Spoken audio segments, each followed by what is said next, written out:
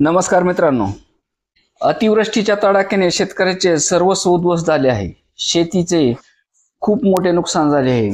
घरे पडली आहेत. हक्काचा आधार असलेली दुभती जनावरे देखील दगावलेली आहेत. या सगळ्या नुकसानीनंतरही सरकारने जाहीर केलेली मदत अतिशय तुटपुंजी आणि वास्तवाशी विसंगत असल्याचा आरोप आमदार रोहित पवार यांनी केला आहे.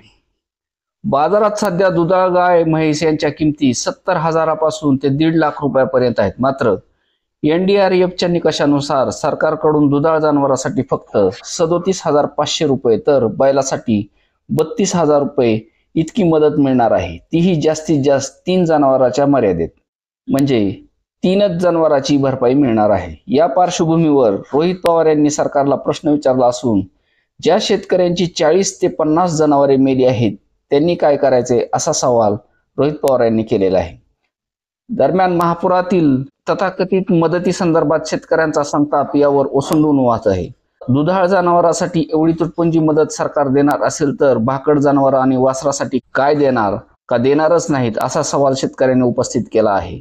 त्याचबरोबर अतिवृष्टीत जनावरे वाहून गेल्यामुळे प्रत्यक्ष पंचनामे करणे शक्य नसल्याने अशा घटनांमध्ये ग्रामसेवकाच्या प्रमाणपत्रावरूनच मदत द्यावी अशीही मागणी होत आहे.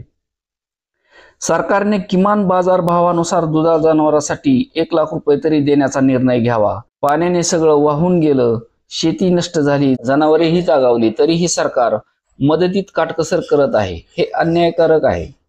ग्रामीण भागातूनही अशी मागणी होत आहे की पंचनामे शक्य नसलेल्या ठिकाणी ग्रामसेवकाच्या पत्रावरून मदत मंजूर करावी. दुधाळ जनावरांसाठी मदतीची रक्कम बाजार भावानुसार किमान 1 लाख रुपये तरी करावी.